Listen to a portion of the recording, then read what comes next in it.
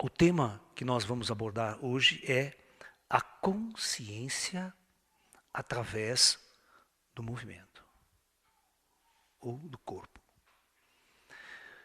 Na verdade, a ideia central é a seguinte: como desenvolver uma espiritualidade superior, como conseguir até o que nós chamamos de a iluminação, utilizando como ferramenta o corpo.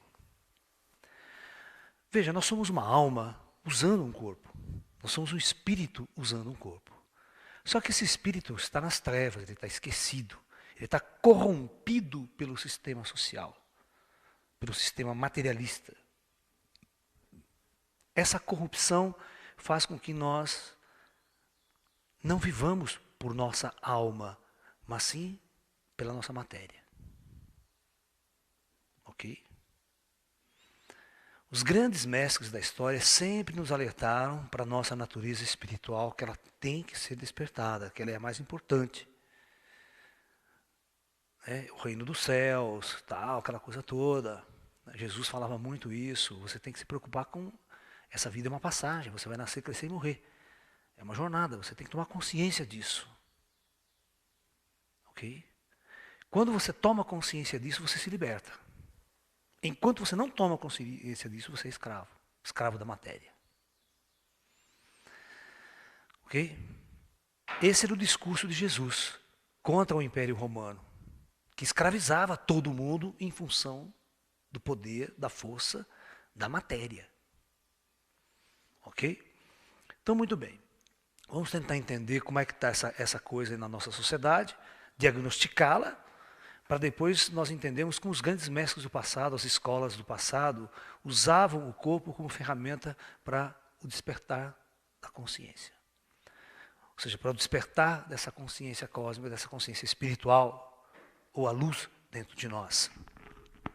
Porque vocês podem notar que todas as correntes esotéricas que você for, tem uma máxima: conhece-te a ti mesmo, volta para dentro. Né? Mas eu pergunto, como é que você faz isso? Então, o que nós vamos conversar hoje é sobre como a gente faz isso. É um método que os antigos usavam para conseguir esse retorno interior, para conseguir esse contato com o seu eu superior. Né? Então, muito bem. Vou começar contando uma história muito interessante, que está num dos clássicos da literatura, né? Prêmio Nobel de Literatura até, o Hermann Hesse. Né? Hermann Hesse tem um romance chamado Siddhartha. Só que Siddhartha não é o famoso Buda que a gente conhece nesse romance. Siddhartha é uma pessoa comum na Índia, contemporâneo de Buda, vivendo na mesma época que Buda, que sai, ele e mais um amigo, em busca da iluminação. Tem um indivíduo que ele vai passar por muitas escolas, ele peregrina, e o livro vai tratar disso, da vida do Siddhartha em busca dessa iluminação. Né? Aí um belo dia, o amigo dele fala assim: olha, Siddhartha, vamos assistir o grande mestre, né, o Buda, vai estar aqui em tal cidade que ele vai dar um discurso. Vamos lá ouvi-lo. Tá, vamos lá ouvir. Então os dois vão ouvir um discurso de Buda. Tá? E Siddhartha era muito perspicaz, Siddhartha era muito observador, ele era muito inteligente. Conta a história, inclusive, né, a máxima que ele aprendia com os mestres, né, ele falava assim, o cara chegava e perguntava para ele: o que você sabe fazer? Ele ia procurar um emprego, assim, ia fazer uma coisa, né? Porque eles ficavam mendigando, ficavam atrás de sabedoria. Às vezes ele precisava de dinheiro para comprar, né, as coisas. Então ele falava assim para a pessoa: eu sei pensar, jejuar e esperar. Com essas três coisas eu consigo tudo o que eu quero. Pensar, jejuar e esperar. Tem uma passagem no livro até interessante que ele, pela primeira vez ele vai fazer sexo com uma mulher. Ele vê uma mulher, ele conhece uma mulher muito bonita, ele era virgem e tal, né? Nossa, ele ficou encantado pela mulher e queria ficar com a mulher, né? E a mulher: onde você viu que eu vou ficar com você? Você está maluco que eu vou ficar com você? Eu falo: não, eu sei pensar, jejuar e esperar. E com esse jeito dele, com essas três coisas, ele conseguiu. Vocês não lêem no livro, é muito legal, é muito legal. Tudo ele consegue com essas três coisas. Né? esse jeito dele, essa metodologia. Então a história, ele vai lá assistir o discurso do Buda. Então, eles se sentam lá, aí o Buda levanta e começa a caminhar e falar. Gesticular e falar. Aí tem uma hora que o amigo dele cutuca ele. Siddhartha. Você viu, cara, o que ele falou? Que coisa interessante que ele disse. O Siddhartha parou e falou, não escutei nada do que ele disse. Mas eu tenho certeza que ele é o iluminado. Mas como que você tem certeza? Pelo jeito que ele se movimenta. Pela leveza dos seus passos, dos seus gestos. Um indivíduo que não tem repressão nenhuma, que tem toda uma descontração. Ou seja, o corpo, a leitura do corpo, mostrava que ele era um iluminado para ele. Então, para você ver o que esse cara estava observando. Ele não estava olhando o que o Buda estava dizendo em palavras, mas sim o que estava por trás. Porque todo indivíduo que evolui, se ilumina, ele transforma toda a energia vibracional dos seus corpos. E essa transformação vibracional nos corpos faz elevação da energia nos chakras. Os chakras são ativos.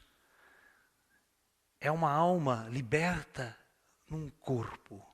Eu pergunto, como é que esse corpo vai agir com uma alma assim, com uma vibração assim? Então é exatamente esse aspecto. Como que é o comportamento de um corpo que carrega um espírito iluminado? Sem as ansiedades, sem as tensões, sem a rudez, mas uma suavidade, uma leveza sem precedentes, uma paz sem precedentes. Então ele identificou isso e como o Buda se movimentava, como o Buda caminhava. Nós vamos falar da prática do Tai Chi Chuan, que para alguém do Ocidente, que está acostumado a malhar nas academias, né, encher, engrossar o braço, encher de tatuagem, né? O verdadeiro androide, robô, que o cara sai da academia assim, né? Ele parece o Schwarzenegger, né? O Schwarzenegger é o ídolo, né? O modelo. Né? Muito bem. Então nós vamos tentar entender isso.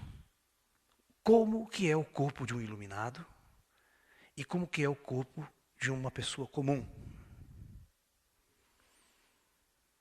Como que é o trabalho corporal aqui no Ocidente, e para qual objetivo ele é conduzido, e qual o trabalho corporal nas escolas iniciáticas, como o Mosteiro de Shaolin. É uma das grandes escolas iniciáticas do Oriente, fundou o Zen, budismo, das escolas mais avançadas de treinamento interior, que eu conheço até hoje, que realmente levava o indivíduo à transcendência. Você tem milhões de igrejas que não levam ninguém a nada, mas aquelas escolas eram escolas tão profundas, que criaram métodos tão avançados de treinar o indivíduo, que realmente levava ele à transcendência, à iluminação. E o Mosteiro de Shaolin criou o Kung Fu. Por quê? Aí nós vamos discutir, né? Isso que você está vendo na televisão, né? Porrada para todo quanto é lado, filme de violência, e morte, vingança. Tá? E criou uma coisa que jamais o Ocidente poderia criar. A filosofia ocidental poderia criar, que é o Tai Chi Chuan. Seus movimentos tão leves, suaves, imitando os animais, a natureza.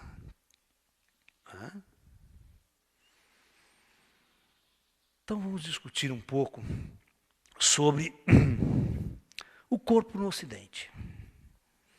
Né? Vamos tentar entender essa aqui. Como que o corpo é tratado aqui no nosso mundo ocidental e, é claro, agora, gente, praticamente no mundo todo. O mundo globalizou com a filosofia capitalista, materialista. Bom, em primeiro lugar, vamos enumerar as coisas aqui para que vocês possam raciocinar com clareza.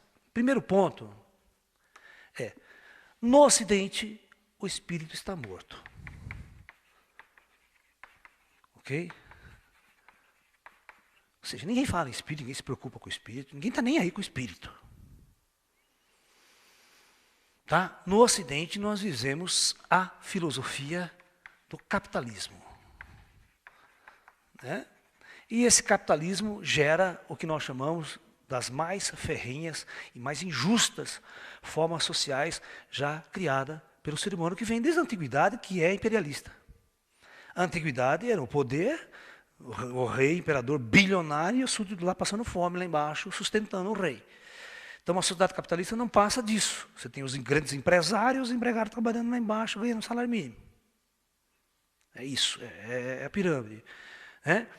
E esse capitalismo faz com que toda a sua população trabalhe em função da matéria. Ou seja, do materialismo. As pessoas não têm tempo para fazer outra coisa.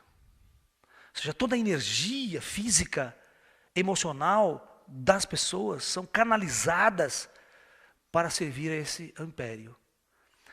E vocês vão entender que este capitalismo, este monetarismo, é o verdadeiro anticristo moderno. As pessoas trabalham, servem a esse modelo, a esse ser chamado dinheiro. Né? Então, essa constatação já é fundamental. Você vai entrar numa universidade, você vai entrar numa faculdade, ou numa escola qualquer, você vai ser formado para produzir. Produzir para uma indústria, para uma empresa, para aquilo, para... Nenhuma universidade está preocupada com o seu espírito, com sua alma. Com transcendência, com vida após a morte. Ok? Isso, o capitalismo fez o quê? Delegou para as religiões, sem o mínimo apoio às religiões. Não é? Porque quem estuda essa história das religiões, depois vai saber como é que isso funcionou. Como que antigamente, eles, por exemplo, a religião católica, por exemplo, ela era uma religião, a religião cristã, totalmente anti-império, certo? O império perseguia, o império romano massacrava, né? Os judeus também massacravam, todo mundo perseguia os cristãos. Mas chega uma época que dá aquela virada, né? Você tem uma mudança no Império Romano e você tem o primeiro imperador cristão, né? Aquela história toda. E aí ele começa a apoiar a religião. Então o que acontece? Começa a surgir dois focos de poder, caminhando juntos. Mas só caminhava junto e foi permitido porque o imperador falou o seguinte: você não se mete nas minhas coisas e eu não meto nas suas coisas. Você faz isso, mas você não se mete em nada de política, em nada que tem do império, nada que é do capitalismo, nada que é do materialismo. De fim de semana eu mando os negros lá na sua igreja. Rezar. Só. Como se isso bastasse e fosse o suficiente para levar alguém à luz, levar alguém à transcendência. O capitalismo usa 99% da energia do ser e as religiões sobram 1% aos domingos. E olha lá ainda. E o indivíduo acha que está no caminho de Deus, servindo a Deus, né? Vide a vida de cada um de nós, da sociedade, das pessoas, dos seus amigos, e vocês vão entender o que eu estou dizendo. Muito bem. A filosofia do capitalismo, né, em questão fundamental, ela é uma filosofia de dominação e poder. Ok? E poder. Para isso, era preciso ter força. E na nossa sociedade, quem tem força tem money, tem dinheiro. Esse é o poder, é o dinheiro. Mas para manter tudo funcionando dentro dessa ordem, você tem que ter um exército. Né? Por isso que a potência econômica maior do mundo, hoje os Estados Unidos, tem o maior exército, a maior força bélica do planeta. Tá? A filosofia é essa. Muito bem. Então, tudo bem. 4. No entanto, para que esse sistema se mantenha funcionando, você precisa, fundamentalmente, controlar. Controlar, na verdade, significa escravizar. Esse controle é mantido pelos sistemas de comunicação. Todo sistema de comunicação não é independente. Os sistemas de comunicação são sempre controlados pelo governo. Qualquer meio de comunicação, rádio ou televisão, e agora a internet, é uma concessão do governo. Vídeo caso aí, né, do Hugo Chávez, né? Você falou qualquer coisa contra o governo, qualquer ideologia, fecha a televisão, fecha a rádio, fecha a concessão. Okay? Então, existe o controle. E esse controle visa escravizar, certo? Ele visa escravizar, não permite que o indivíduo tenha conhecimento do que está acontecendo na vida. Coreia do Norte, certo? Vide outros países que não permitem que outra cultura chegue, que nada entre, é controlado. O governo controla tudo que você vai absorver, ok? Bem, essa escravidão, né? Esse controle passa pelo esquema da pirâmide. Então, a pirâmide fundamental é essa. No capitalismo, você tem quem está no topo da pirâmide e quem está na base da pirâmide. E raramente você tem uma porcentagem entre, que é a chamada classe média. Então, um país como o Brasil, que diz que existem 50 milhões de miseráveis, né? Estatisticamente, agora você vai transpolar para o mundo, para outros países, você vê que o mundo, esses 50% de miserável que passa fome, e mais essa aqui, só existe para sustentar quem está lá em cima. Gastando, comprando, vendendo, como se fossem os reis. São os feudos da era moderna, que não mudou nada. Não existe uma igualdade. O governo não trabalha para que exista uma igualdade de direitos, uma igualdade de remuneração, uma divisão de bens. Não. Tudo bem. Então, controlar, escravizar. E vocês vão ver que, para isso, você não pode permitir, não pode dar tempo ao indivíduo.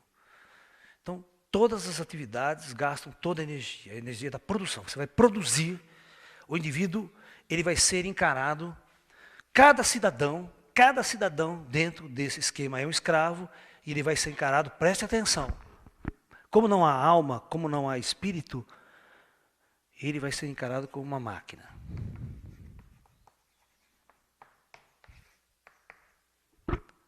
Ok? É simplesmente uma peça dentro da Revolução Industrial. É uma peça dentro do esquema, dentro do sistema de uma indústria. Por isso que aquele filme Tempos Modernos do Charlie Chaplin satirizou exatamente a vida do ser humano na Revolução Industrial. Fazendo o cara androide mesmo. Tá? Aqui, o indivíduo é um androide.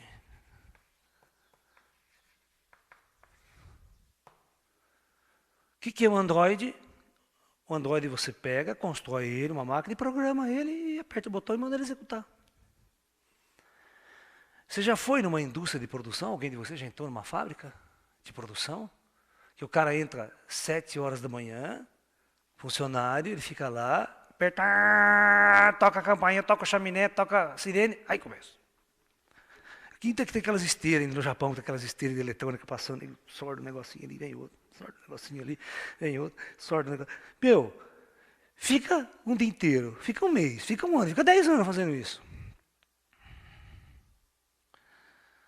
Entendeu? E essas são as melhores condições de trabalho. Você vai ver as condições de trabalho, sabe? Tem coisas terríveis se você for começar a fazer pesquisa. Então o indivíduo é encarado como uma máquina. Aí o que acontece? Para que haja lucro na empresa, presta bem atenção, para que haja lucro na empresa, toda firma de produção tem um cara, certo? Lá na produção, que ele fica com o relógio na mão, um cronômetro e uma prancheta, certo? Vocês nunca entraram numa indústria, fica lá. E esse cara, ele se chama apontador ou contador. Ele fica contando quantas peças você faz, quantas sai nessa produção. Estatisticamente, por exemplo, tem que sair 2.000 peças por hora. Se estiver saindo 1.900, tem algum problema. Você não está querendo trabalhar, você não está querendo produzir, você está fazendo um corpo mole. Entendeu? Então existe alguém forçando aquele rendimento. Você tem que ter rendimento. Então, a máquina precisa ter rendimento. Ok? Mas veja bem, o cara nessa condição de Android, o cara nessa condição de máquina introduzida ali, que a indústria não está preocupada com as suas emoções, se você está triste, se você está angustiado, você está entendendo? Não. Aí, essa máquina, ela começa a baixar o rendimento, ou começa a quebrar toda hora, dar defeito. Não pode, vai acabar a produção minha aqui. Então, essa mesma indústria, esse mesmo sistema, vai inventar técnicos para consertar essa máquina. Certo? Técnicos para consertar essa máquina. E vulgarmente são chamados na nossa sociedade de médicos, terapeutas. Né? Ok? E aí acontece o seguinte, o indivíduo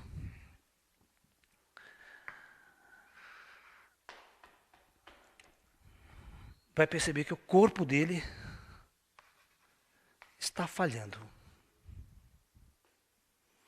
Cai o rendimento. Por isso que toda indústria, bicho, tem um campinho de futebol, contrata um professor de ginástica, contrata não sei o quê, para fazer ginástica, fazer exercício, aquela idiotice toda. Para segunda-feira o cara está produzindo mais. Ou constrói um clube de campo da empresa, põe uma piscina, põe isso, para lazer. Nossa, o funcionário precisa de lazer. Né? Depois de um século que ele descobriu que o funcionário precisa de lazer, né? Antigamente o cara trabalhava de sábado até era 12 horas por dia de jornada de trabalho, era de sol a sol. Né? Aquela coisa toda. Né? Funcionário precisa de férias. Funcionário precisa. Agora, né, as leis trabalhistas, os caras perceberam que precisa de um monte de coisa. Né? Mas não perceberam o óbvio ainda, né? Equipamento de proteção, papapá. Mas o indivíduo não precisa da alma, né? Não precisa da alma. O que ele menos precisa é da alma, do espírito dele. Porque se eu libertar esse cara, ele some das indústrias. O sistema quebra. É uma ideologia perniciosa. Quando Jesus foi perseguido e foi crucificado pela filosofia perniciosa contra o sistema. Ele era, na verdade, um terrorista. Jesus era considerado um terrorista. Um Bin Laden da época. Vocês estão me entendendo? Porque o imperador não quer saber se a sua filosofia é bonita, se não sei o quê. Você está atrapalhando, cara. Você está caindo a produção. Os empregados mesmo não estão vindo trabalhar, vai assistir discurso de Jesus. Dava problema. Porque o João Batista na época, que era o professor de Jesus, João Batista era o professor de Jesus, ele era o cara. Ele não ia para a cidade, ele ficava pregando no campo. Ele ficava pregando lá no Rio Jordão, lá naquele lugar lá, ele não se metia na cidade. Jesus não falou, comigo é lá dentro. Aí foi no antro do imperador, né? No antro Aí não deu outro, né? Vai ser perseguido mesmo. Né? Então, qualquer ideologia que pudesse quebrar esse sistema vai ser perseguido e massacrado. Veja quando tentaram inventar o comunismo. Né? Porra, a maior guerra, né? Quase sai a Terceira Guerra Mundial por causa desse jogo do comunismo e capitalismo. Entendeu? Que também, o comunismo também não resolve absolutamente nada, porque a filosofia é totalmente materialista. Só melhora um pouco na tentativa da divisão de bens. Mas aí o Estado é dono de tudo, né? Muito bem, aonde entra o corpo? Por que eu estou falando tudo isso? Eu estou falando tudo isso para mostrar que vocês vivem num sistema, que nós vivemos num sistema onde nós somos escravos de um poder dominante, de uma ideologia dominante. E esse sistema vai encarar o corpo dessa maneira. Ok? Então, vai ser criado uma filosofia nas escolas, universidades, os técnicos vão criar o famoso professor de educação física. Né? Engraçado, em 1900, olha, presta atenção, em 1978 teve uma SBPC dentro da Unicamp. Eu era aluno lá de física. E eu apresentei 2 trabalhos nessa SBPC. Um era propostas alternativas à educação física. Tai Chi Chuan, que eu dava aula de Tai Chi Chuan dentro da Unicamp, sabe? E uma outra sobre acupuntura. Aí, eu lembro que eu fiz essa minha palestra como se fosse a palestra de hoje, discutindo essas ideias aqui. Ao terminar minha palestra, vem conversar comigo, assim, um cara correndo atrás de mim, porque ele achava que eu era professor, que eu era isso, que eu era aquilo, não era nada. Ele era professor, quase diretor da Faculdade de Educação Física da PUC, de Campinas. O famoso Medina, preparador físico de São Paulo. Foi preparador físico de São Paulo muitos anos. Foi preparador físico na Arábia Saudita e tudo mais, de futebol. O cara especialista nessa área. Ele assistiu minha palestra e ele ficou doido. Falou, não, eu quero levar você para dar uma palestra na minha turma lá na PUC, você vai lá, vamos conversar. Nossa, que eu tinha uma academia de Tai Chi já em Campinas, um espaço holístico, dava aula de Tai Chi Kung Fu dentro da Unicamp, né? Na educação física da Unicamp e tal, com essas propostas alternativas diferentes. O diretor da educação física gostava das minhas ideias, dos nossos papos, tal, essa mudança de visão do corpo, né, que os orientais trazem. Eu sei que depois de 6 meses, ele publica um livro e leva para mim autografado. O título do livro dele é esse, Educação Física Cuida do Corpo e mente. Mas esse mente no sentido de mentira. Engana você. Não é a mente. Você está entendendo? Educação cuida do corpo, né? E mente, traz uma mentira para você, te engana. E essa mentira que eu estava tentando discutir aqui com vocês. Então, se uma empresa, qualquer empresa, contrata um professor de educação física, simplesmente o objetivo dele é fazer com que você tenha uma atividade física para você render mais no dia seguinte na empresa, na indústria. Para o seu rendimento não cair. Você não ficar com dor nas costas, doente e tal. Vamos fazer ginástica, todo mundo hoje é prata. Vamos, antes do serviço, vamos fazer ginástica. A japonesada faz tudo isso lá, bom japonês, fazendo lá. Por quê? Porque percebeu que o trabalhador, o corpo, precisa de movimento para funcionar bem, que ele precisa de movimento para ter essa harmonia geral, né? Mas, acabou a ginástica, vão tudo trabalhar, legal. Cadê o espírito? Cadê a consciência? Nada, não existe. Muito bem. Mas vamos saber, hoje nós não vai falar especificamente disso, né? Mas toda empresa tem que ter um psicólogo. Por quê? Porque a máquina não falha só no corpo, dá defeito e piripaque nas ideias do nego, né? Você fica emocionalmente perturbado, emocionalmente confuso, em uma palavra muito simples, depressão. O indivíduo entra em depressão, também o rendimento da máquina cai. E não adianta chamar um professor de educação física para cuidar de depressão, não vai resolver. Aí então chama um psicólogo, um terapeuta. Com o único intuito de consertar essa máquina para que ela volte a render na segunda-feira. Não tem alma, não tem espírito. Por isso que a empresa contratou o psicólogo. Porque se o psicólogo fosse um cara transcendental, ele começasse a falar com os funcionários, não ia ninguém mais trabalhar no dia seguinte. Se fosse o lá, contratado de terapeuta industrial, acabava com a indústria no dia seguinte, um mês. Porque eu tenho a minha filosofia é de libertar o cara, não de escravizar. É de trazer a alma à tona. E quando a alma vem à tona, ele entra em conflito com tudo isso. Óbvio, não tem como não entrar. Os grandes mestres da humanidade entrou porque o cara que acorda vai entrar em conflito com esse jeito de viver, com esse jeito de estar no mundo, de ser explorado. Uma alma não pode se libertar, não pode se manifestar num ambiente como esse. Não há energia, não há espaço, não há nada para isso.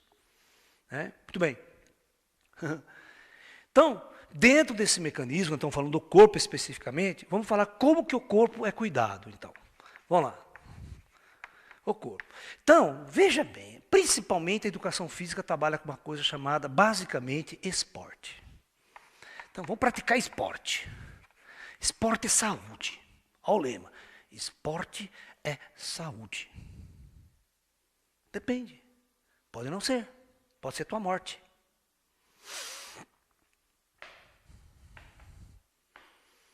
Ok? Então, vamos tentar entender. Vamos começar pelo esporte. Vamos praticar esporte. Mas, o esporte tem qual filosofia fundamental? Da onde surge o esporte? Então, se você vê, todos os esportes, é raro não existir um que não seja competitivo. Ok? Numa sociedade capitalista, a sociedade capitalista ela foi montada em cima da competição. Ou seja, vocês competem todos os dias. Empresas competem com outra empresa, competem no mercado, tal, tal. E quando dá encrenca nesse mercado, tem guerra. A história de todas as grandes guerras, todos os impérios que entraram em guerra um com o outro, foi por mercado. Vocês estão entendendo o que eu estou falando? Foi por mercado, por economia, por dinheiro. Primeira Guerra Mundial, Segunda Guerra Mundial, Napoleão, todas as guerras do passado, se você estudar a história, é por grana, por expansão territorial, por interesse no dinheiro, na terra do outro, na produção do outro. Ok? Então, muito bem. Então, o esporte ele vem num modelo que é o modelo do próprio. Você compete. Então, o esporte, para incentivar ele a melhorar o corpo, ele vai ter que competir. Então, todos os esportes são competitivos, na maioria das vezes. E, é óbvio, aonde surgem os esportes? Lá vem exatamente. Qual que é o encontro máximo dos esportes aqui em nossa sociedade? É o quê? Qual que é o ponto máximo do esporte? É? No futebol é a Copa do Mundo, mas nos esportes em geral, Jogos Olímpicos, as Olimpíadas. Então todo mundo quer ter medalha de ouro nas Olimpíadas. É o top máximo de qualquer atleta, de qualquer esportista. Ok? Muito bem. Então, da onde surgiu os Jogos Olímpicos? É? Surgiu, claro, na Grécia. Na Grécia Antiga. Em Olímpia. Mas vamos entender a filosofia desses jogos. Quem eram os indivíduos que participavam desses primeiros Jogos Olímpicos na Grécia? Quem eram? Vocês sabem? Não era qualquer um, não era qualquer cidadão do povo que ela vai participar dos Jogos Olímpicos. Não. Só um tipo de indivíduo participava desses Jogos Olímpicos. Era o exército. Vocês sabiam disso ou não? Eram todos soldados do Império Grego. Ok? Todo soldado. Então, qual era o motivo de surgir esses jogos? Entre guerras,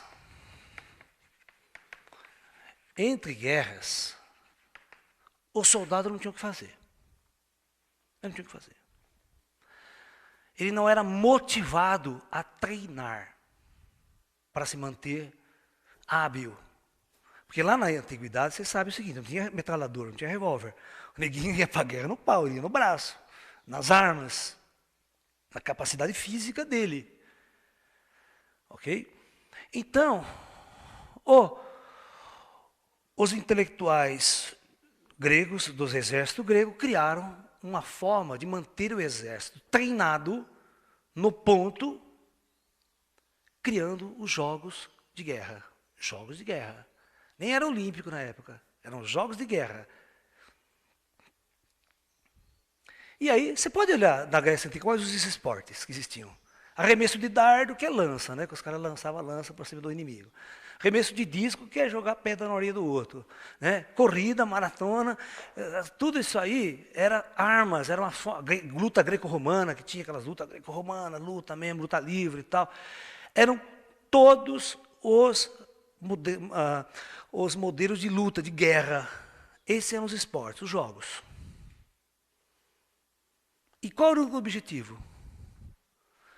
Um soldado dentro de um exército não passa de uma peça controlada, mandada e comandada. Ele não tem opinião, ele só obedece ordem. Ele não pode questionar o general, não pode questionar o capitão, o comandante.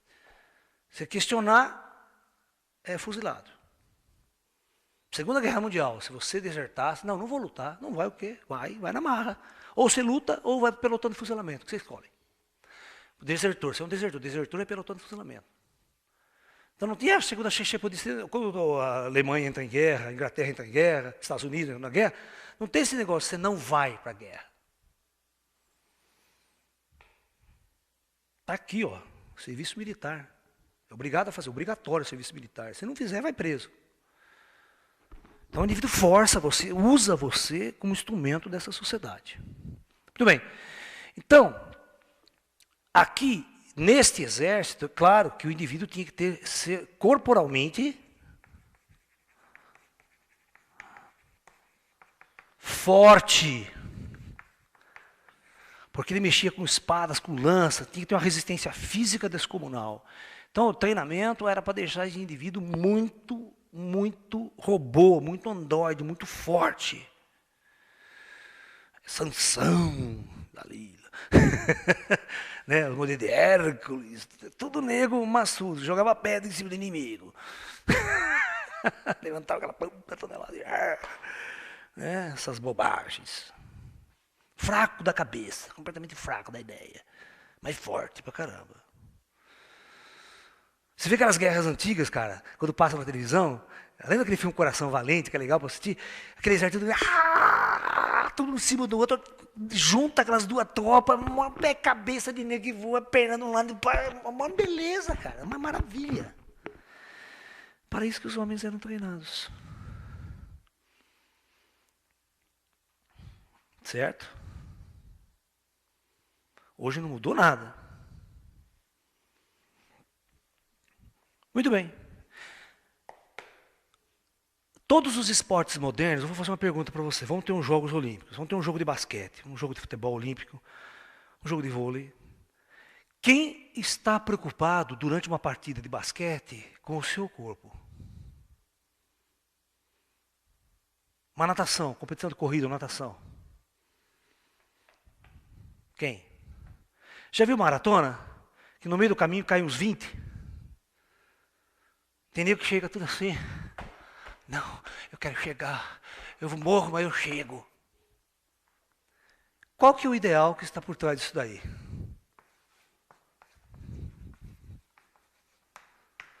Ninguém está preocupado com o corpo. As pessoas estão preocupadas com a vitória. Você vê, campo de futebol, arena dos tempos modernos. Arena de Roma antiga é a mesma coisa. Então você tem lá uma torcida. Mata aquele filho da puta, chuta. E a torcida sai lá fora matando, dando tiro e se matando lá fora. Porque a guerra continua, a guerra é uma guerra psicológica, uma guerra interna. Eles estão disputando. O jogador de futebol, você acha que ele está preocupado se ele está fazendo excesso de exercício? Se o exercício está equilibrado?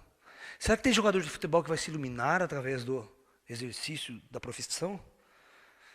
Você já viu alguma ginasta iluminada? Através do corpo, com seu treinamento corporal extremo? Atleta que vence os 100 metros rasos por 1 bilionésimo de segundo, o outro segundo lugar, ninguém sabe quem é. Só ganha medalha o primeiro. Então, só o primeiro é valorizado em nossa sociedade. O que vence. Então, o esporte cria uma febre fundamental pela vitória e faz com que todos os atletas esqueçam do seu corpo. Por isso, a maior parte dos esportes hoje é movida por drogas. Drogas sintéticas, anabolizantes, o diabo 4. Entra numa academia aí, que o negócio puxa ferro. Se tem alguém que não toma droga, enche o caco de vitamina, papapá. Você vê aquelas lojas hoje em dia, né? Aquela musculação, vende tudo aquele monte de treco que tem na prateleira lá, uma merda maior que a outra. Pra quê? Eu quero ficar forte. Eu quero sair as menininhas ficarem loucas por mim.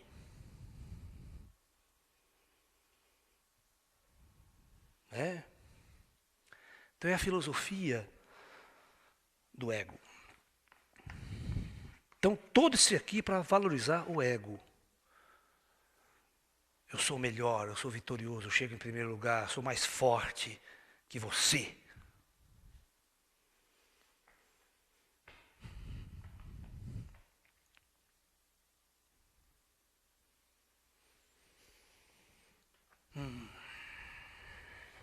Né? Então, uma vez eu fui fazer uma palestra sobre Tai Chi Chuan para um grupo de dança da PUC. E mostrar para elas que elas podiam aplicar o princípio do Tai Chi dentro daquilo que elas faziam. Já era um trabalho corporal diferenciado, ela já não é competitivo. A dança, ela se torna ruim quando você vai competir. Ah, meu grupo de dança vai competir. Fala, para com isso, cara. Competir. É como ter torneio de meditação. Né? Vamos fazer aquela competição de meditação, ver quem medita melhor. Quem chega mais perto da luz. Só essas bestialidades só surgem no Ocidente, com essa filosofia de vida, com essa filosofia social. Então vamos ver uma academia, o retrato da academia moderna. A academia moderna, cara. Eu sou sócio de um clube lá na minha cidade, eu só vou na piscina, só gosto de dar uma nadada, fazer uns exercícios lá e tal. Mas a academia enche, é lotado, todo mundo vai na fila, aquela puta esteira, todo mundo correndo, doidão, entra ali. E se não tiver espelho na academia, vai à falência. Toda academia que se pensa tem que ter um espelho enorme.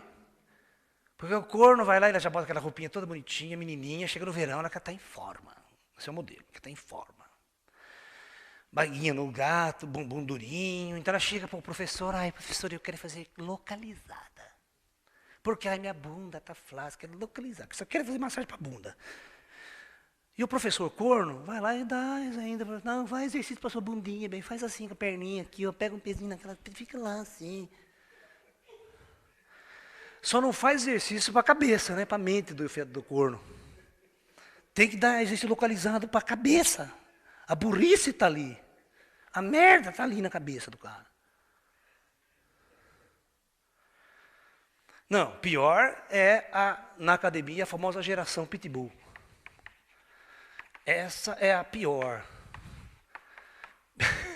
Nem sei se é assim que escreve pitbull. É. A geração pitbull é assim.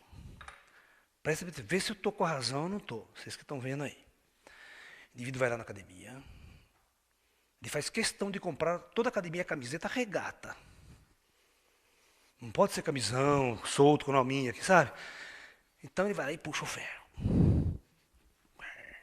Vai para casa, toma anabolizante. Meia hora depois, 10 minutos, cada 10 em 10 minutos ele vai na frente do espelho. Incha assim. Aí ele sai na rua, presta atenção, ele sai na rua assim. O modelo da geração pitbull, vocês vão se identificar com ele. No Big Brother Brasil tem um monte. Tudo aquele cara muscular, duro pra caralho a musculatura do cara. Então quando ele é muito duro, ele enrijece demais a musculatura, ele vai andar assim, ó.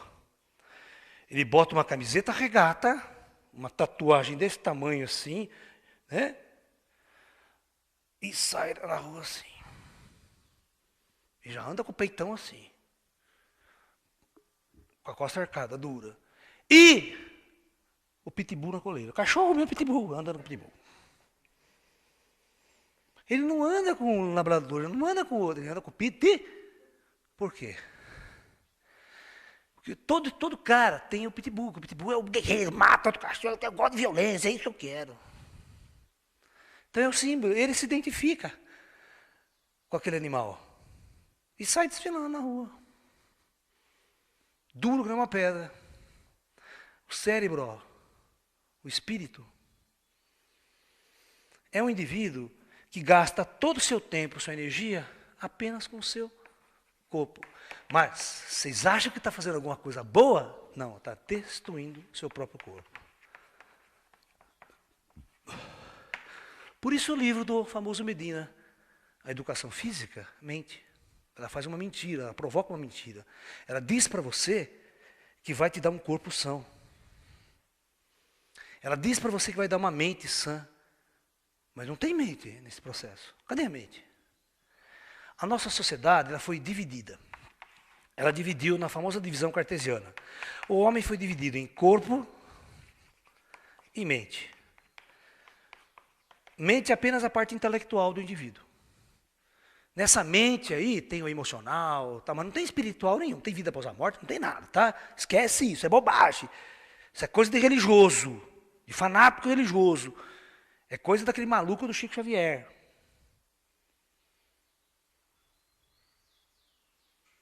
Essa é a discussão. Então essa divisão faz com que nós criemos na nossa sociedade o momento para cuidar do corpo e o momento para cuidar da mente. Quando você vai, desde criança, que você vai na escola, meninada, vocês vão lá, hora da mente, vão lá aprender matemática. Então senta na cadeira, matemática, física, química, faz exercício. A hora de educação física, vai todo mundo correr para quatro, fazer exercício. Uma coisa completamente separada da outra. Não tem conexão. As duas coisas não acontecem ao mesmo tempo.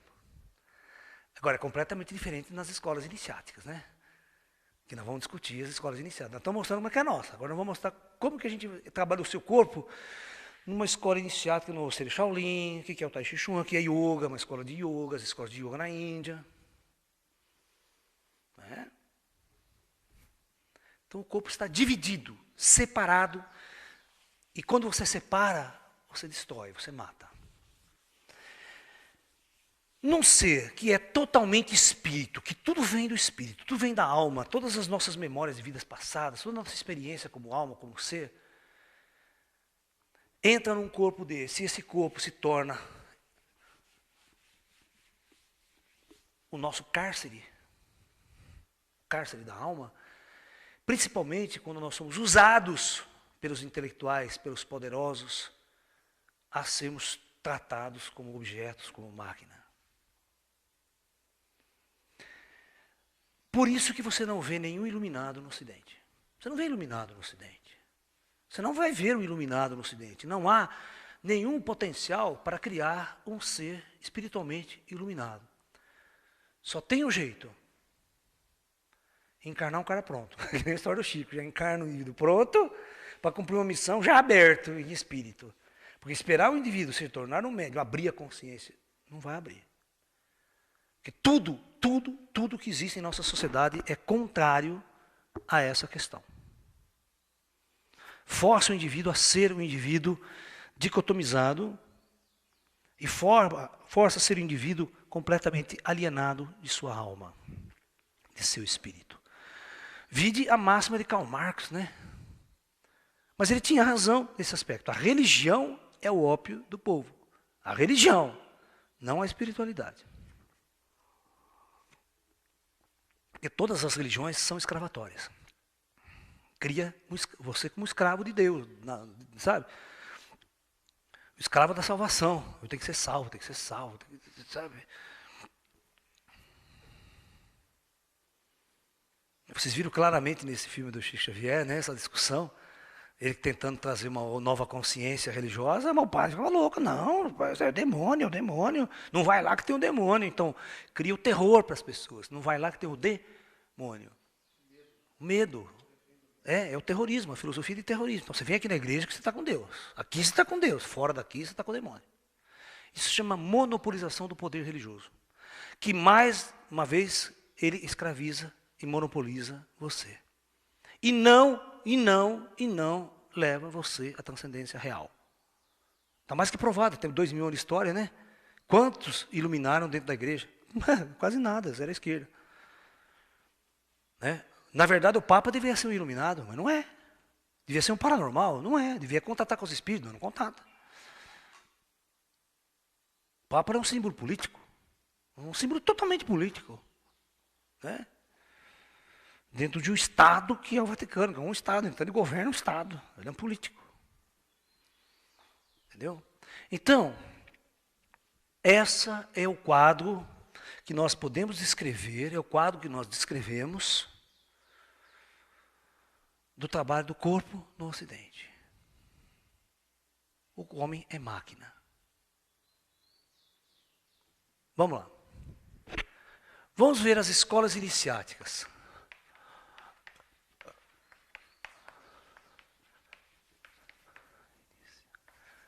Para nós entendermos. Né? Aqui nós vamos falar das artes marciais agora, e nós vamos falar da filosofia da arte marcial, como ela está no Ocidente. Tá? Vamos falar o que está escrito nessa faixa aqui, ó.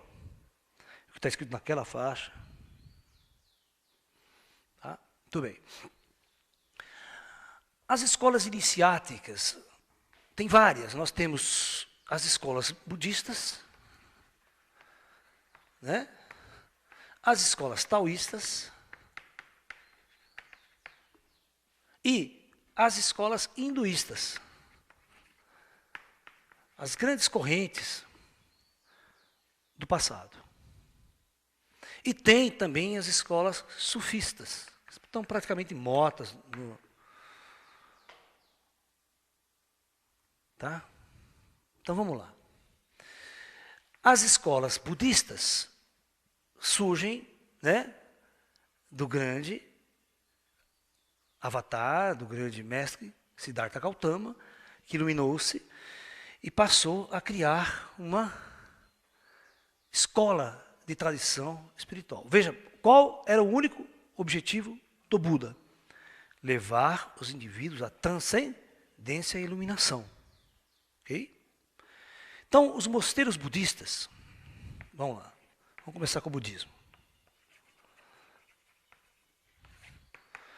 Após a morte de Buda, com o passar do tempo, criou-se escolas. O budismo criou as escolas para ensinar a tradição do Buda. E essas escolas eram encaradas como templos. Muito bem. O objetivo central de uma escola de sabedoria como essa, preste bem atenção, era levar um indivíduo, levar um indivíduo comum, um homem comum, à iluminação. Ok? Esse era o objetivo de todas essas escolas que eu estou mostrando aqui para vocês. Agora, a grande diferença em relação a nós, primeiro é o objetivo. Aqui no Ocidente, qual que é o objetivo? Dinheiro, poder, materialismo, é o ego, né? Sucesso, fama, poder, dinheiro. Aqui, já o objetivo já é diferente. Aqui está centrado na sua alma. Não está centrado na matéria, no seu corpo. O objetivo é o espírito. O espírito acordar. Iluminar significa acordar. Buscou Buda. O Buda era um escravo, morava num palácio, ele era escravo daquele mundo, daquela vida.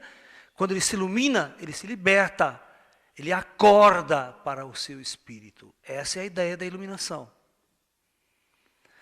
Mas as escolas iniciáticas, elas têm que achar um jeito para fazer isso. Como ela vai fazer isso?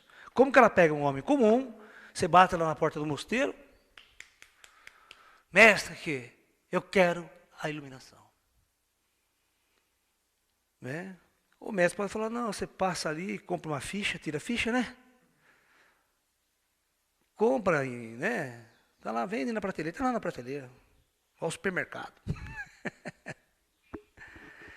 Então, aqui, para tirar o indivíduo de um estado de consciência comum, como hoje, vem um androide desse aqui para a minha escola, fala, Laércio, eu não tenho paz, eu quero encontrar meu espírito, minha luz, meu caminho, o que eu faço?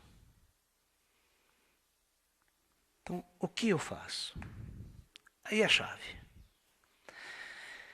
Essas escolas de sabedoria, todas essas escolas, prestem atenção no que eu vou falar para vocês. Elas vão fazer um trabalho, este aqui é um processo. As escolas budistas, tá?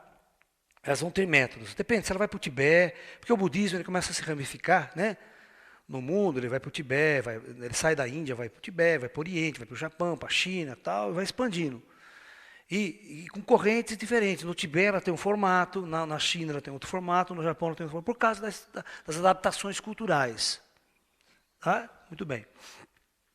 Então agora nós vamos entender essa cachola preta aqui. Então, que é o método. Como nós vamos fazer isso?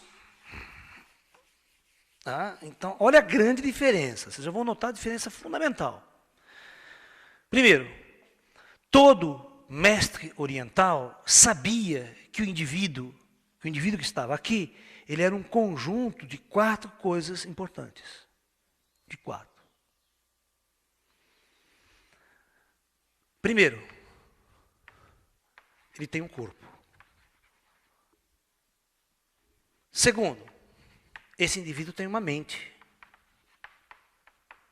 Terceiro, esse indivíduo, ele sente emoções, então ele tem o emocional.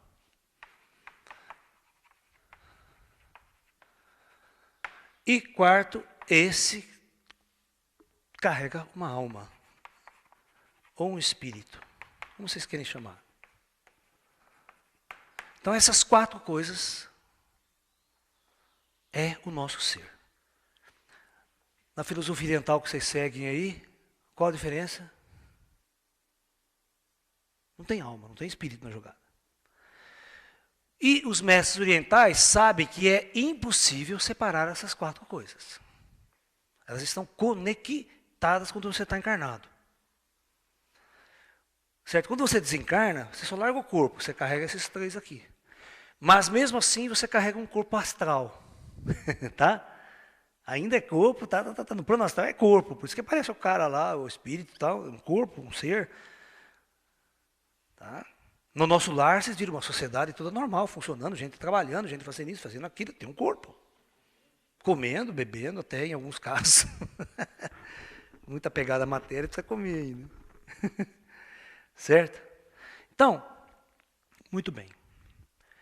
Então, como nós estamos falando disso aqui, hoje, né? Então, na verdade, todas as escolas iniciáticas do Oriente, principalmente esta, elas vão trabalhar as 4 coisas em conjunto. Não vai haver separação. Tá? Então eu vou falar de como o Mosteiro Shaolin criou esse método. Shaolin cria o método Shan. Que essa palavra Shan, quando foi traduzida, quando ela foi para o Japão, é traduzida como Zen. Tá? Mas é a mesma coisa. Então é um método. Zen é um método de treinar o discípulo. Aí vocês quiserem entender mais sobre o Zen, pega uma palestra minha só sobre o Zen, só sobre o budismo, né? Vocês vão entender melhor o que é isso aí. Mas essa escola é muito interessante porque ela vai criar artes marciais. Ela vai usar essa ferramenta das artes marciais como base fundamental lá no mosteiro chamado Kung Fu.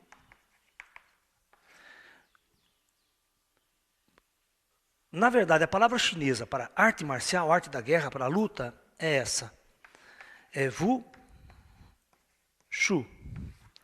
Não é Kung Fu. Kung Fu é quando engloba isso aqui. E quando o objetivo desse trabalho é a iluminação.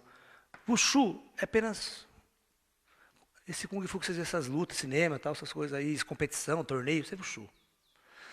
Que não tem alma, não tem espírito, não tem o Zen na jogada.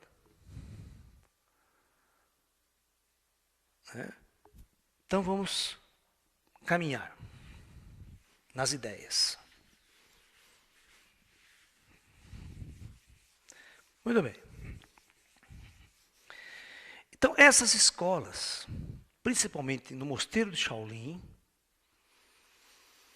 esse método das artes marciais, de trabalhar o corpo, porque é o seguinte, o Bodhidharma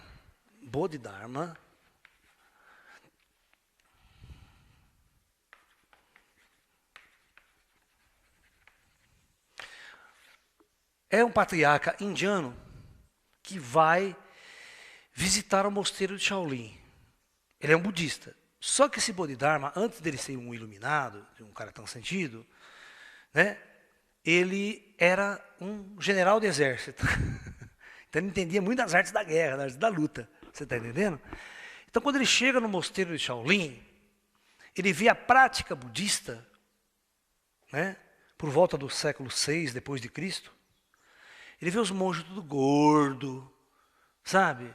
Ia fazer meditação, os monges dormiam, mole pra caramba. Ele falou, vamos parar com esse negócio. Vamos botar esses monges para agitar esse corpo. Esse corpo não está legal. Então, ele vai criar, né, uma série de exercícios para os monges praticarem todos os dias, e esses exercícios tinham base nas artes marciais, que ele conhecia, treinamento de um guerreiro. Então, começa aqui um método de trabalhar o corpo, porém com o objetivo de alcançar a iluminação. Tá? Então, não é exatamente trabalhar o corpo com o sentido de ganhar uma medalha, ganhar um primeiro lugar, ganhar um esporte, um torneio, uma competição. Ninguém vai competir aqui. Para começo de conversa, o budismo, o zen, não tem competição. Ninguém entra em torneio, competição, isso é uma bobagem.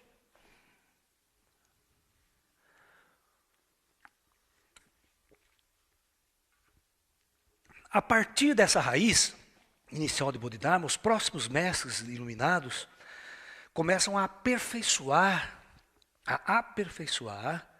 este método de treinar o guerreiro. Aí tem aquela faixa ali. Ali está escrito em japonês, Bushido, o caminho do guerreiro. Né? Aqui em chinês, U San Ji Tao. Essa palavra é o Tao, aquela lá é o Do. Tudo que você vê no Japão, assim, Karatê Do, Aikido, sabe? Taekwondo. Esse Do é exatamente essa palavra Tao, que em chinês é Tao. Em chinês é o Tao. Que Tao significa o caminho. Ou, na verdade, mais correto, o curso, o fluxo do universo, como as coisas fluem no universo. Você tem que estar numa harmonia com esse fluxo das leis fundamentais da vida, da alma, do teu ser, do teu espírito, das tuas energias, dos teus chakras. Como tudo funciona os seus chakras, como funcionam os seus meridianos da acupuntura. Então os chineses sabiam todo esse processo, como a alma está acoplada ao corpo, como é que você vai fazer um trabalho com o corpo para que a alma desperte. Então veja bem, olha o lance, ó. Como que eu vou fazer um trabalho corporal, através do corpo, despertar a alma, acordar o espírito? Na verdade, é abrir os chakras. Ok? Então, os mestres criaram, dentro do Kung Fu, por exemplo, estou falando agora, depois eu vou falar da Índia, das outras escolas, criaram linhas de trabalhar o ser, ora, movimentos imitando os animais. Os movimentos eram todos imitando a natureza, em sintonia com a natureza.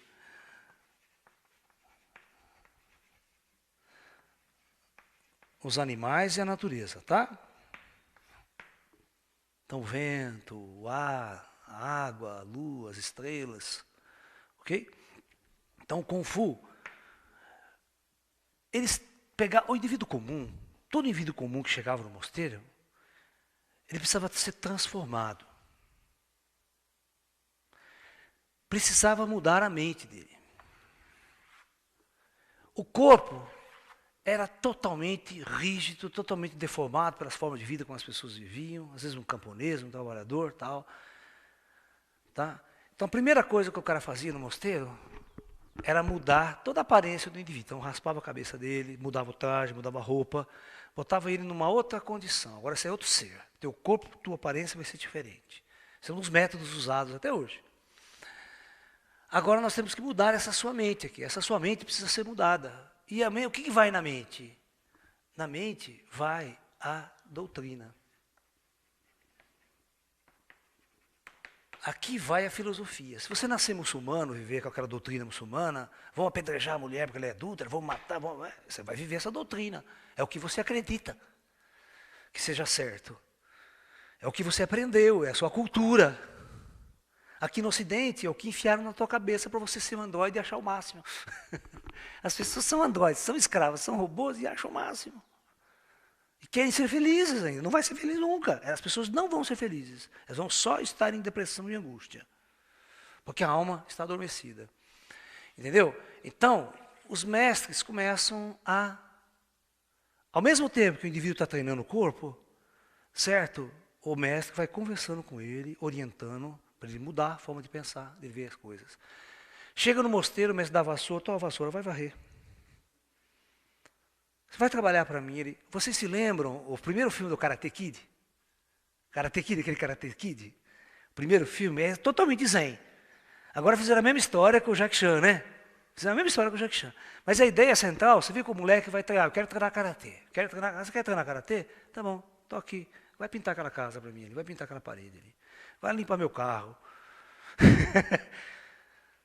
Ou seja, o cara não entende, vai, e agora? Mas por que eu vou ter que fazer isso? Eu quero treinar Karatê, como eu quero lutar. Não, calma. Isso aqui tem que mudar. Isso aqui que impede você de ser um bom lutador. Vamos mudar isso. A sua arrogância, você é um cara muito arrogante. Não, tem que baixar a crista, tem que se curvar. Tua vassoura, vai varrer. E o mosteiro, os caras eram os mestres. Eram terríveis, cara. Vai varrer. Então, eles tinham um treinamento de trabalhar o emocional, trabalhar o mental e o corpo integrado, para que, após tudo isso, isso se despertasse. Então, vocês têm que entender que o Kung Fu, ensinado no mosteiro, não tem nada a ver com o Kung Fu que é ensinado nas academias hoje aqui no Brasil, no Ocidente, que é um esporte. Entendeu? Aqui no Ocidente, as artes marciais são esporte. Então tem esporte olímpico, vai lá judô, sabe? Então isso é totalmente anti os princípios. O Ocidente destruiu as artes marciais. O Ocidente destruiu as artes marciais porque simplesmente pegou as artes marciais nobres e colocou ela aonde? Na filosofia capitalista. Objetivo, esporte, corpo, ficar bom, ficar bem, legal. É comum um cara chegar na minha academia, é muito comum um cara chegar na minha academia, chega assim, quando ele chega assim, vai lá, nós estamos treinando, escuta aqui, quanto tempo demora para ficar bom? Se você treinar firme, em 5 anos você fica bom. Mas se eu treinar firme, vir todos os dias, aí você vai demorar 20 anos. Essa é a históriazinha do mestre. Tem um mestre que fala isso para o discípulo. O discípulo chega no mosteiro e fala, mestre, eu quero treinar Kung Fu, quero, né? O que eu faço? Eu quero treinar mesmo, né? Quanto tempo o senhor acha que eu fico bom? Se eu treinar duro, né? Ele fala, uns 10 anos. Mas, mestre, 10 anos é muito tempo, né? Eu vou treinar, eu prometo que eu vou treinar de manhã, tarde e noite, todos os dias, não falta, vou tá. Ah, é? Então você vai demorar 20. Vocês estão entendendo a jogada? Aonde o mestre Zen quer chegar? O mestre Zen precisa destruir o objetivo. Mas por que você quer ser melhor, mais rápido possível? Por quê? Qual é o seu objetivo? Explica para mim. Você vai lutar com quem? Você vai jogar medalha com quem? Você vai matar alguém? Você vai cometer uma vingança? Vocês assistem, né? Vão vingar, treinar para vingar, né? Vão matar o cara que matou minha mãe, meu pai, meu cunhado.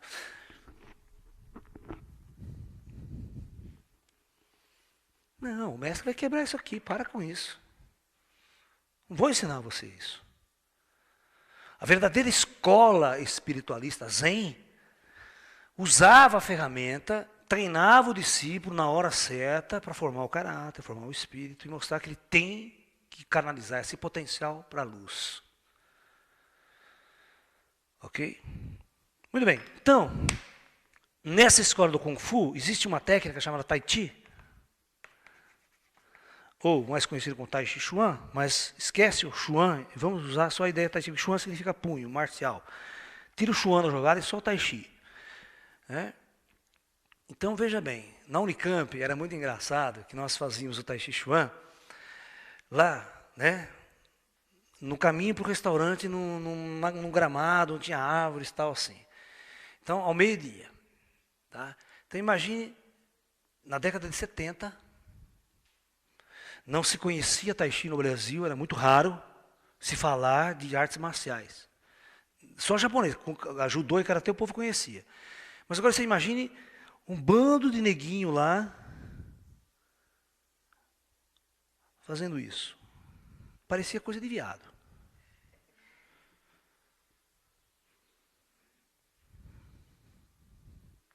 Super leve, silêncio.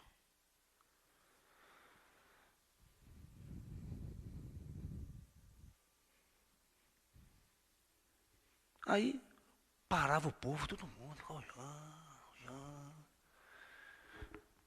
Chamava, o que vocês estão fazendo aí? O que é isso aí? Eu falei, isso aqui é Kung Fu. Mas Kung Fu louco. Kung Fu é porrada. A visão do negro é sair na porrada. Kung Fu é luta. Não. Olha, consciência através do movimento. Quando você faz um movimento muito rápido, ou anda, acelerar, você está muito agitado, muito apressado, sua relação com sua mente é zero. Mas quando você deixa o movimento ficar lento, tua consciência entra no movimento. Sua consciência participa do movimento. Você interage o movimento, você sente o movimento, desde o começo ao fim. Você sente a fluidez, porque ele é circular. A hora que acaba um, começa outro. O movimento não tem fim, ele é um processo sem começo, sem meio, sem fim. Você pode notar, quando eu estou praticando aqui, ó, nenhum exercício termina, nenhum movimento acaba. Não existe o fim de um movimento. Existe toda uma continuidade dentro de um círculo.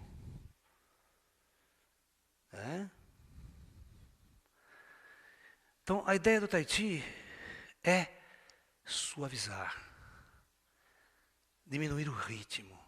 Através do corpo, você diminui as pulsações, diminui a batida cardíaca, transfere equilíbrio. E o exercício é isso. Não tem levantamento de peso. Não tem pegar aquela tonelada, vamos girar, vamos se matar. Aqui não existe isso. As escolas, o Tai Chi Chuan vem da filosofia do taoísmo, né, da fusão de taoísmo e budismo e Dao Zen. Na China, o budismo vai e encontra a filosofia taoísta já profundamente desenvolvida, e a união dessas duas cria o método Zen. Então, lá na Índia nós temos todas as escolas de yoga. Mesmo as escolas de yoga, que têm atividade de trabalho corporal, que são as ratas, yogas e tudo mais, o objetivo é realmente praticar as posturas para que os chakras possam se harmonizar, para que as energias corporais possam se harmonizar e promover a abertura dos chakras superiores que tem a ver com a acordada do espírito. Então, todo praticante de yoga tem como objetivo, na verdade, as yogas espirituais, abrir a consciência. Mas todas as vezes que essas grandes escolas vêm para o Ocidente, elas se corrompem, elas se destroem, se corroem. Né? Até a gente está inventando Power Yoga. Então o cara vai na academia de yoga, qual é o seu objetivo? A velhinha vai lá, a madame vai lá, geralmente é madame, que raramente homem faz yoga. Homem quer ir na porrada. Né? Você vai numa academia de yoga, você tem 95% são mulheres, homens é meia dúzia. E a maior parte das senhoras que vai lá fazer yoga, ai, meu médico mandou eu vir fazer yoga porque eu estou estressada, eu estou depressiva, e dizem que é bom. Mas ela não vai com o objetivo de despertar o espírito, a alma.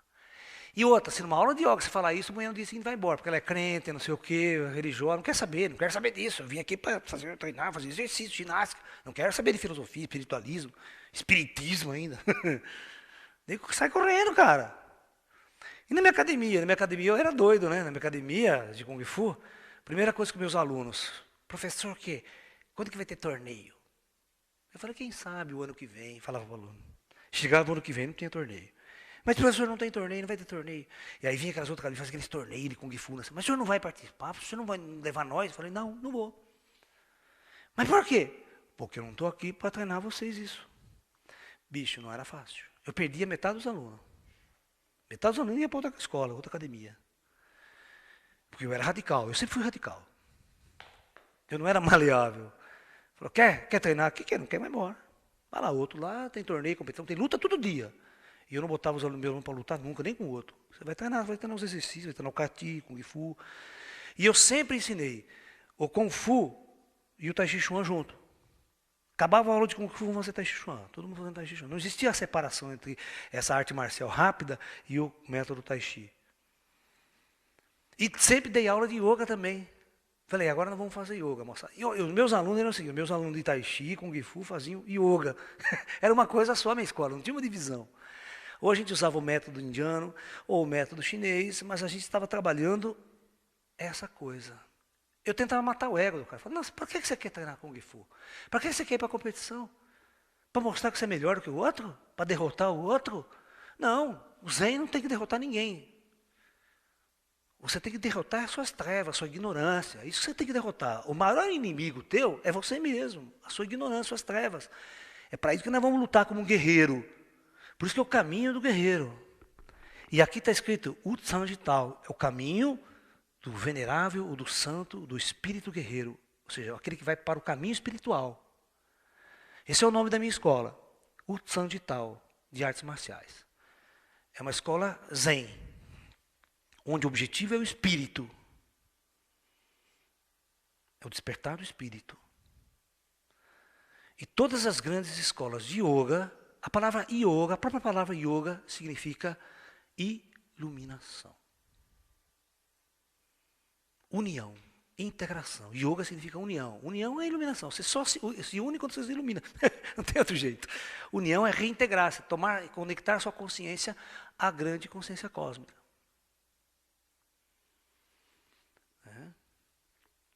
Então, os métodos são muito importantes. Portanto, se você quer fazer um trabalho corporal, mas que ao mesmo tempo tem essa conectividade, procura um bom mestre. Procura essas artes. Não adianta, não vai na academia para tirar pneus. Isso é bobagem, você não vai levar isso para lugar nenhum. Né? Isso aí é só momentâneo. Depois dos 30 cai tudo mesmo. Tem que se conformar. Não queira levar e fazer esse corpo aqui, você ser escravo desse seu corpo. Esse seu corpo, você não pode ser escravo dele. Você está usando ele, a sua alma está usando ele. Não adianta você estar com 90 anos e quer ter o corpo de 20. Você não vai ter. Você está aqui em trânsito. Existe uma evolução biológica programada já para ser assim. Certo? Você tem que entender que a sua velhice é exatamente o seu aperfeiçoamento moral, espiritual e transcendental. Você está se preparando para partir. Você está esperando a morte, é legal, cara. A morte é uma jornada maravilhosa. A morte não é um castigo. Entendeu? Pela primeira vez a gente sai dessa escravidão, a gente abandona esse corpo kármico e vai viver a consciência, vai viver a verdadeira existência do nosso ser. Então, se a gente despertar essa consciência antes, nós não vamos ser escravos dessa sociedade jamais. E mesmo dos esportes, mesmo das atividades corporais, você vai ser inteligente o suficiente para, ao mesmo tempo, procurar uma atividade corporal, mas uma atividade corporal que realmente integre você ao seu espírito, à sua consciência. Ou seja, o teu corpo pode ser uma ferramenta de consciência, ou pode ser o contrário. Eu posso criar um método corporal para despertar o teu espírito, como o Tai Chi, vou trazer você a beleza, o yoga, mas posso criar um método corporal de transformar você nas maiores máquinas mortíferas da sociedade. Exército. Vendo o Hitler marçando os negros lá, né? Tudo duro. Direita. Meu. Através desse enrijecimento do corpo e da mente bloqueada, o ser humano era dominado pelo general, pelo exército, pelo poder dominante. E esse soldado fazia as maiores barbaridades em nome do general, em nome de Hitler, em nome do Estado.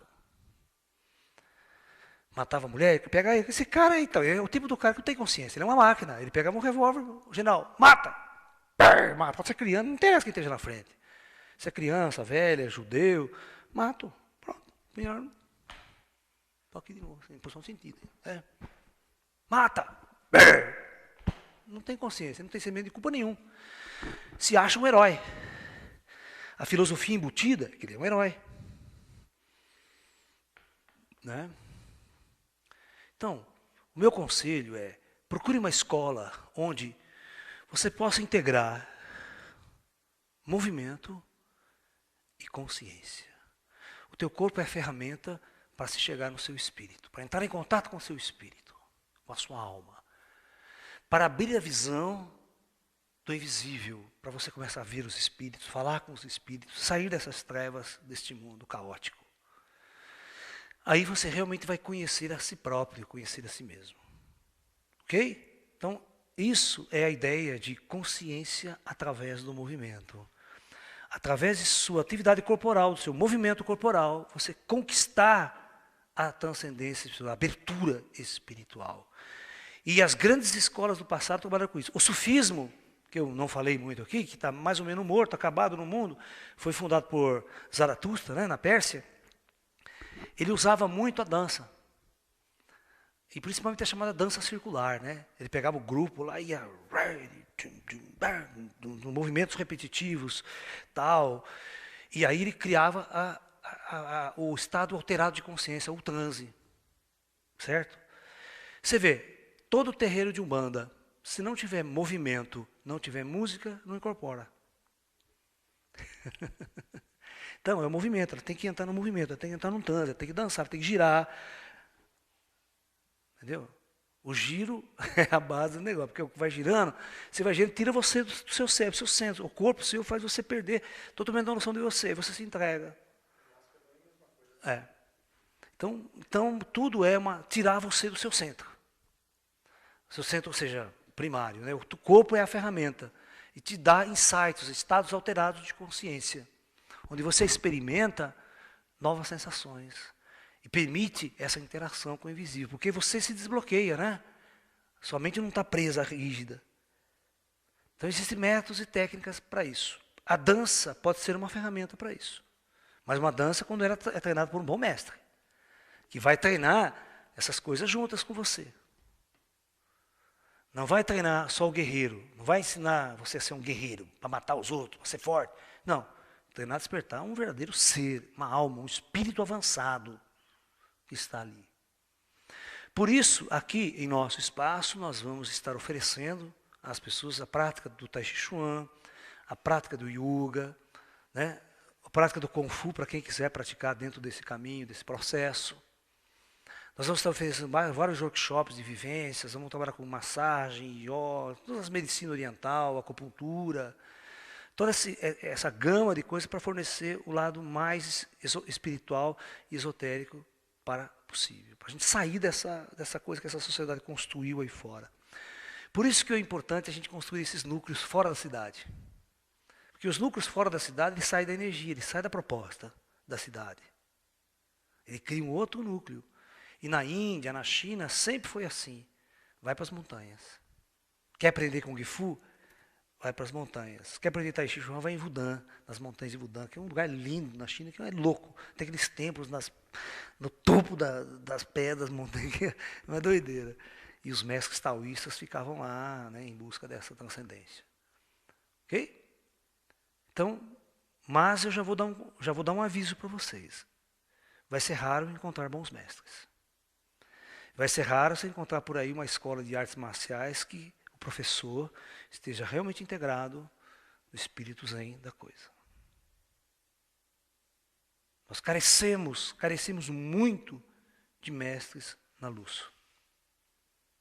Que vivem e ensinam e pregam o caminho da luz. Ok?